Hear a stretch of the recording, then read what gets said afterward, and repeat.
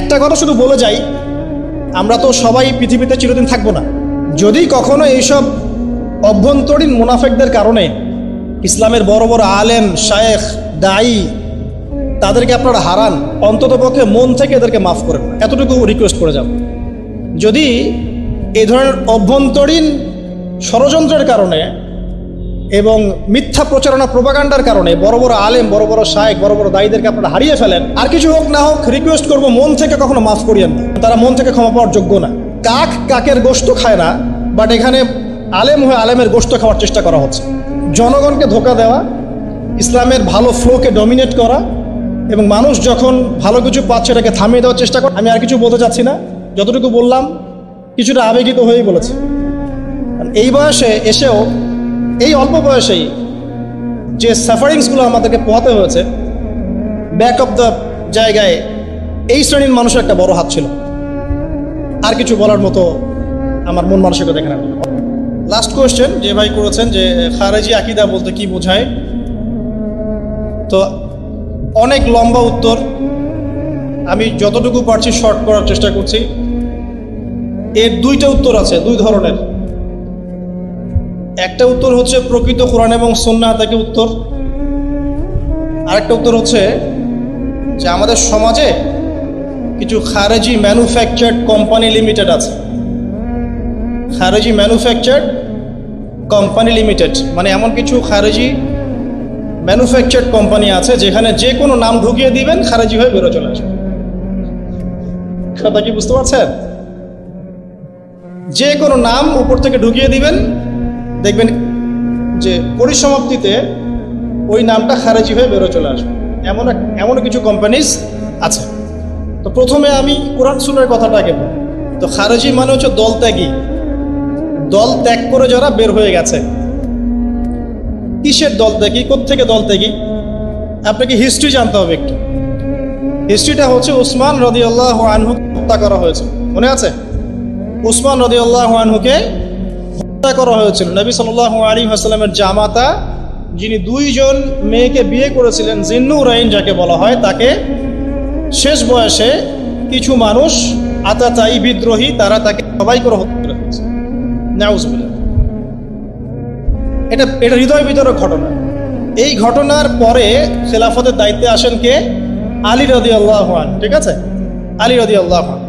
আলী রাদিয়াল্লাহু আনহু দায়িত্ব নেওয়ার পর তিনি যখন মক্কা মদিনা এই কন্টিনেন্টের দায়িত্বে আছেন, ওই দিকে শাম অঞ্চলের দায়িত্বে আছেন মুআবিয়া রাদিয়াল্লাহু আনহু।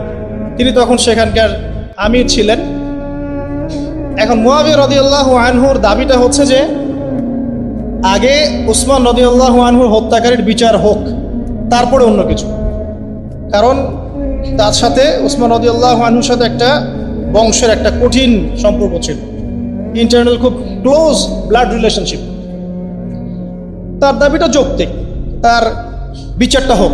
আর এদিকে আলী রাদিয়াল্লাহু আনহু তিনি বলছেন যে আগে অভ্যন্তরীণ সমস্যাগুলো সমাধান করে নেই, তারপরে বিচার তো অবশ্যই করবে।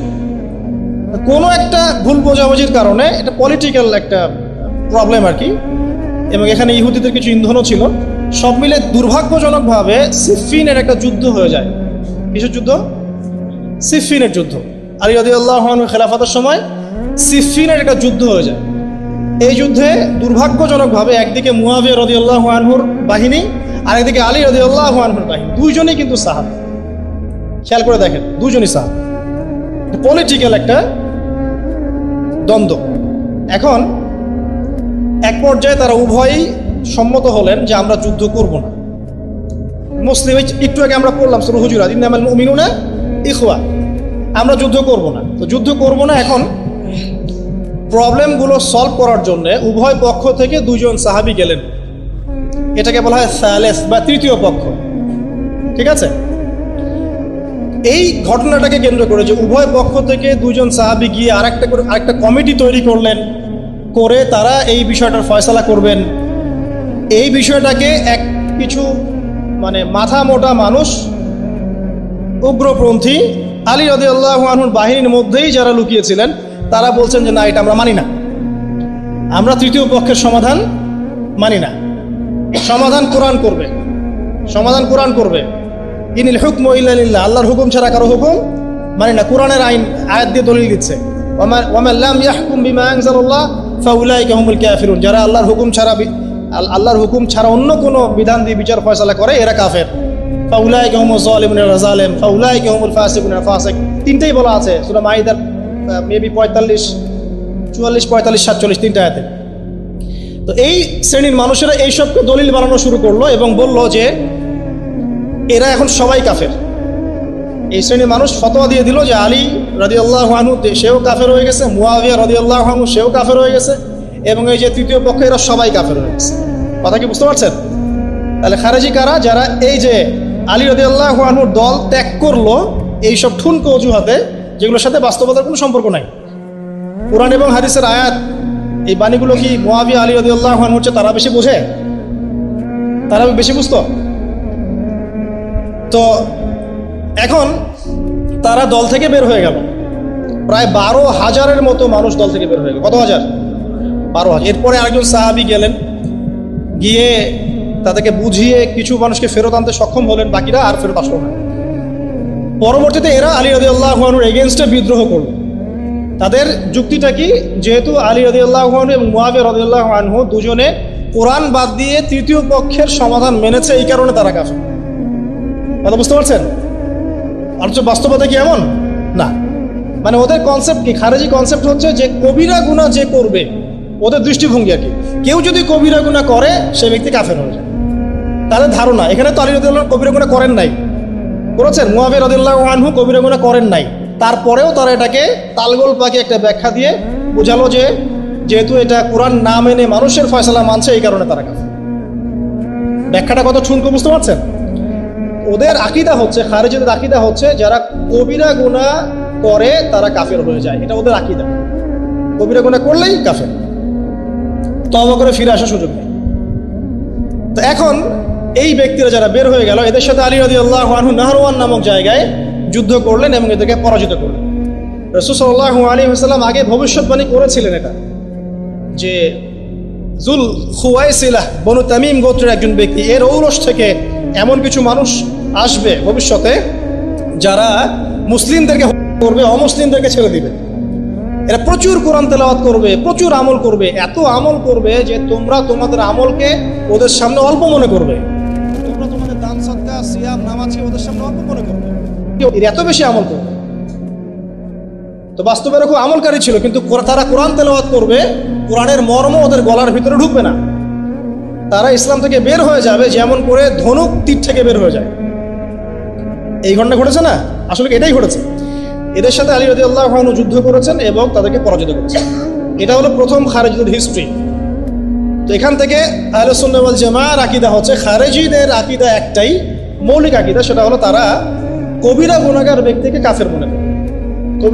কবিরা গুনাহ করলেই কেউ কাফের হয়ে যায়, এটা ওদের আকীদা। কিন্তু আহলে সুন্নাহ ওয়াল জামাআর আকীদা হচ্ছে কবিরা গুনাহ করলে কোনো ব্যক্তি কাফের হয়ে যায় না, বরং সে বড়জোর ফাসেক হতে পারে বা জালেম হতে পারে, তার তওবা করে ফিরে আসার সুযোগ আছে, এবং কোন অবস্থায় তার মৃত্যু হবে আল্লাহ ছাড়া কেউ জানে না। তাই তাকে হত্যা করা যাবে না, তার রক্ত আমাদের জন্য হালাল নয়। এটা হলো আহলে সুন্নাহ ওয়াল জামাআর আকীদা। এখন বলেন, এই হলো কোরআন এবং সুন্নাহর ব্যাখ্যা।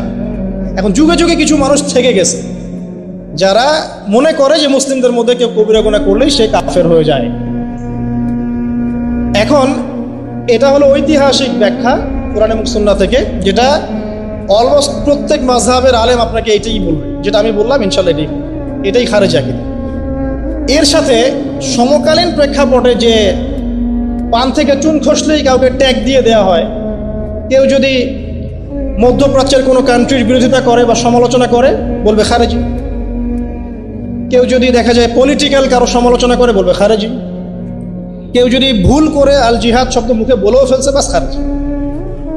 বাস্তবতার সাথে এগুলো কোনো মিল নাই, কোনো মিল নাই, একদম টোটালি এটা একটা জোরজার মুলুক তার ব্যাখ্যা চাপিয়ে দেওয়ার মতো, কোনো মিল নাই। তো এই জন্য বললাম আরেকটা ব্যাখ্যা আছে এই ব্যাখ্যার বাইরে, সেটা হলো খারেজি ম্যানুফ্যাকচার্ড কোম্পানি লিমিটেডের ব্যাখ্যা। এখানে যে কোনো নাম ঢুকিয়ে দিবেন, এই ব্যক্তিকে শেষে বের হয়ে আসবে খারেজি। রাম শ্যাম যদু মধু যে কোনো নাম ঢুকিয়ে দিবেন, শেষে বের হয়ে আসবে খারেজি। তো ঐতিহাসিক ব্যাখ্যাটা বোঝেন। কবিরা গুনাহগার ব্যক্তিকে কেউ যদি কাফের মনে করে সে খারেজি। কোনোদিন আমার কোনো লেকচারে শুনেছেন যে আমি কোনো কবিরা গুনাহগার ব্যক্তিকে খারেজি বলেছি, মানে কাফের বলেছে? কবিরা গুনাহ করলেই কোনো ব্যক্তি কাফের হয়ে যায়, তাকে হত্যা করো, এমন কোনো কথা শুনেছেন? ত্যাগ খেয়েছে। বিকজ নতুন ব্যাখ্যা আছে কিছু খাওয়ারিজমের, সেটা হলো আপনি যদি গলফ কান্ট্রির বিরোধিতা করেন আপনি খারেজি হয়ে যাবেন, আপনি পেট্রোডলার মনিটরিং সিস্টেম নিয়ে কথা বললে খারেজি হয়ে যাবেন, আরব ইসরায়েলের মিত্রতা নিয়ে কথা বললে খারেজি হয়ে যাবেন, আপনি আমেরিকান কন্টিনেন্টের সাথে মধ্যপ্রাচ্যের বন্ধুত্বসুলভ কথা নিয়ে এগুলো নিয়ে কথা বললে খারেজি হয়ে যাবেন। যদি আপনি বলেন যে আল্লাহর দিনকে আল্লাহর জমিনের মধ্যে আমাদেরকে এস্টাবলিশমেন্টের চেষ্টা করতে হবে, জানমাল সময় শ্রম ব্যয় করে, এবং প্রচেষ্টার ক্ষেত্রে আপনি জিহাদ শব্দ বলে ফেলেন, বাস খারেজি হবে। মানে এক কথায় জোরজার মুল্লুক তার ব্যাখ্যা চাপিয়ে দেন। পলিটিক্যাল সমালোচনার সাথে এই বিষয়ের কোনো সম্পর্ক নাই। খারেজি এই যে কনসেপ্টটা, এর সাথে পলিটিক্যাল সমালোচনার কোনো সম্পর্ক নাই। আমি আপনাকে এক্সাম্পল দেখাচ্ছি, টাটকা দুটো এক্সাম্পল দেখ। আলী রাদিয়াল্লাহু আনহুর খেলাফতের পরে অল্প কিছুদিন 5 থেকে 6 মাস খেলাফতের দায়িত্ব পালন করেছেন ইমাম হাসান রাদিয়াল্লাহু আনহু, ঠিক আছে? আচ্ছা, এরপরে হাসান রাদিয়াল্লাহু আনহু খেলাফত নিজে ছেড়ে দিয়েছেন মুয়াবিয়া রাদিয়াল্লাহু আনহুর হাতে, ঠিক আছে? মুয়াবিয়া রাদিয়াল্লাহু আনহু 20 বছর খেলাফতের দায়িত্ব পালন করেছেন। কত বছর? এবং সাফল্যের সাথে কোনো সমস্যা নেই, মানে ইসলাম আরও সম্প্রসারিত হয়েছে। মুয়াবিয়া রাদিয়াল্লাহু আনহুর পরে ঐতিহাসিক যে ভুলটা আমাদের কাছে মনে হয়, ইতিহাস পড়ে, আমি ইতিহাসের একজন গভীর ছাত্র, আমি হিস্ট্রি, যে মুয়াবিয়া রাদিয়াল্লাহু আনহুর পরে তিনি ক্ষমতা দিয়ে গেছেন তার ছেলে ইয়াজিদকে। এই যে শুরু হলো বাবার পরে সন্তানের ক্ষমতা গ্রহণের একটা পালা। কাকে ক্ষমতা দিয়েছেন? ইয়াজিদকে। এবং ইয়াজিদের সময় সাহাবায়ে কেরামের অনেকেই এই বিষয়টা মানতে চান না। আব্দুল্লাহ বিন ওমর, আব্দুল্লাহ বিন আব্বাস, আপনার আব্দুল্লাহ বিন জুবাইর রাদিয়াল্লাহু আনহুম আজমাইন, ইনারা কেউ কিন্তু তাকে মানতে চান নাই। পরবর্তীতে ইয়াজিদ কিছু লোক পাঠিয়ে অনেক অনুনয় বিনয় করে কয়েকজনকে মানানোর চেষ্টা করলো, কিন্তু আব্দুল্লাহ বিন জুবাইর রাদিয়াল্লাহু আনহু মানেন নাই। ইয়াজিদ ওই সিরিয়ার ওখানে তার শাসন ক্ষমতা চালাতে শুরু করলো এবং দমন পীড়ন করা শুরু করলো। ইভেন সেই সময় মক্কা মদিনায় হামলা হয়েছে, ইতিহাস পড়েন। সেই শাসন আমলে মক্কা মদিনাতেও হামলা হয়েছে। 5 থেকে 7 দিন মদিনায় ম্যাসাকার করা হয়েছে, মদিনায় মানুষ হত্যা করা হয়েছে। মিনজানিক ওই সময়কার কামান, ওইটা দিয়ে কাবা ঘরে পর্যন্ত গোলা মারা হয়েছে। কাবা ঘরে একটা দেওয়ালের পাটও ভেঙে গিয়েছে। ইতিহাস পড়তে বলেন, হিস্ট্রি তো পড়ে না। ওই সময় অনেক সাহাবী এই রাজনৈতিক যে ক্ষমতা ইয়াজিদের, এর বিরোধিতা করেছেন। কেউ কেউ বিপক্ষে দাঁড়িয়েছেন, স্পেশালি আব্দুল্লাহ বিন জুবাইর রাদিয়াল্লাহু আনহু কিন্তু মানেনই নাই। তিনি মক্কা মদিনার এই কন্টিনেন্টে আব্দুল্লাহ বিন জুবাইর তিনি দায়িত্ব নিয়েছেন, বায়াত নিয়েছেন, এবং তিনি রাজনৈতিক লিডার হয়েছেন। পরে আব্দুল্লাহ বিন জুবাইর রাদিয়াল্লাহু আনহুকে তাদের হাতে এখানে শহীদ হতে হয়েছে। এখন আপনি আমাকে বলেন, আব্দুল্লাহ বিন জুবাইর রাদিয়াল্লাহু আনহু কি খারেজি ছিলেন, যিনি ইয়াজিদের বিরোধিতা করেছিলেন? তো পলিটিক্যাল বিরোধিতার সাথে খাওয়ারিজমের কোনো সম্পর্ক নেই। একটা ডেমোক্রেটিক কান্ট্রির মধ্যে গভর্নমেন্টের একটা দল থাকে না, আবার একটা বিরোধী দল থাকে। তো যে বললাম, খারেজি ম্যানুফ্যাকচার কোম্পানি লিমিটেডের আকীদা হচ্ছে, যেহেতু বিরোধী দল গভর্নমেন্টের এগেনস্টে, অতএব তারাও খারেজি।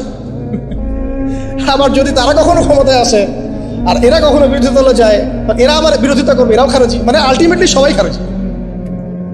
কি বুঝাচ্ছে বুঝতে পারতেছে না। মানে পলিটিক্যাল মত পার্থক্যের সাথে খারেজি আকীদার কোনো সম্পর্ক নাই। খারেজি আকীদার সাথে একটা জিনিসের সম্পর্ক, সেটা হলো কবিরা গুনাহগার ব্যক্তিকে তারা কাফের মনে করে, যেটা আমরা আদৌ মনে করি না। কবিরা গুনাহ করলে একজন ব্যক্তি বড়জোর ফাসেক হতে পারে বা জালেম হতে পারে, সে তওবা করে ফিরে আসার সুযোগ তার আছে। তাকে হত্যা করা যাবে না কোনোভাবেই। নিরপরাধ কোনো মানুষ হত্যা করা যাবে না। নিরপরাধ নারী, শিশু, মুসলিম, অমুসলিম কাউকে হত্যা করা যাবে না। একজন শিয়া যদি নিরপরাধ হয় তাকে হত্যা যাবে না, যাবে? একজন হিন্দু ভাই সে যদি নিরপরাধ হয় তাকে হত্যা করা যাবে? অতএব খারেজি সম্পর্কে জানতে হলে আপনি হিস্ট্রি পড়েন, সিফিনের যুদ্ধ পড়েন, আলী রাদিয়াল্লাহু আনহু মুয়াবিয়া রাদিয়াল্লাহু আনহু ব্যাটেল পড়েন, ওই জুল খোয়াইসালার গোত্রের ঘটনা পড়েন, তারা কি কারণে বের হয়ে গেল, কি হলো। এদের সাথে এই বর্তমান কালে যারা সত্যের কথা বলছে, হক কথাগুলো বলছে, এদের সাথে কোনো সম্পর্ক। এটা টোটালি একটা আকীদাগত বিষয়। আরও বিস্তারিত জানতে আপনারা আরও বড় বড় উলামায়ে কেরামের দ্বারস্থ হন, তারা আরও ভালো ব্যাখ্যা দিবেন ইনশাআল্লাহ তাআলা। আল্লাহ পাক আমাদের সবাইকে বিষয়গুলো বোঝার তৌফিক দান করুন, হকপন্থী বাতিলপন্থী চেনার তৌফিক দান করুন, এবং অভ্যন্তরীণ শত্রুদের ষড়যন্ত্র থেকে আল্লাহ পাক আমাদের মুসলিম মুমিন দায়ী আলেম মুবাল্লিগ মুহাদ্দিস মুফাসসির সবাইকে হেফাজত করুন আমিন। সবাইকে হেফাজত করুন আমিন। সবাইকে হেফাজত করুন। আশহাদু আল্লা ইলাহা ইল্লা আনতা আস্তাগফিরুকা ওয়া আতুবু ইলাইক।